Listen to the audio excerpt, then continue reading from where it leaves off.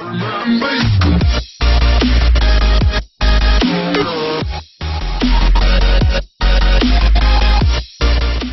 since Republicans got down to the business of repealing the Affordable Care Act, the Senate has been singled out as the likely problem. Any plan that could zoom through the House would hit roadblocks among Senate Republicans, many of whom have resisted a wholesale repeal of the health law without a robust replacement plan. But after weeks of loud protests, boisterous town hall meetings and scores of quieter meetings with healthcare professionals, patients, caregivers and hospital managers in their districts, it is becoming increasingly likely that a consensus in the House may be just as hard to reach. The most conservative House members are pushing for a fast repeal of the health law with only a bare-bones replacement to follow, possibly just bigger incentives for people to open health savings accounts to fund their own health needs. Other Republicans are more interested in taking their time to come up with a replacement plan that, as of now, they have failed to cobble together beyond a menu of options.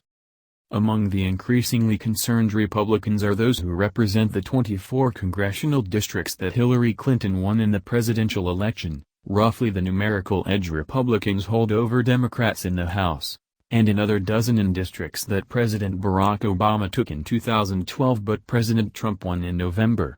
If 25 conservative hardliners oppose any robust replacement plan, and 30 swing district House members demand a more generous plan, passage of a compromise bill will be in jeopardy.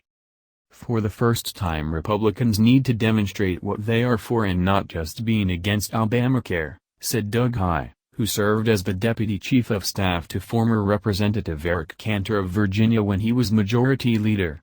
Mr. Cantor and House Republican chairman labored in 2014 to bring the replacement bill for Republicans to get behind, Mr. Heye said, and got nowhere, even with no stakes.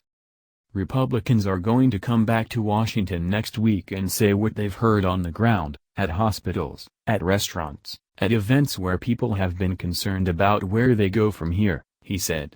How much that shapes things over the next months remains to be seen.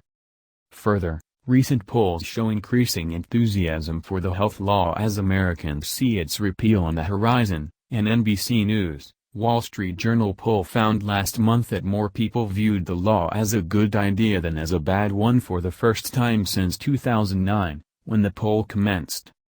For Republicans in swing districts in California, New Jersey, New York and other states, the combination is a wicked brew. Those members need to build a winning coalition of base voters who hate the law and independents and crossover voters who have recently cottoned to it.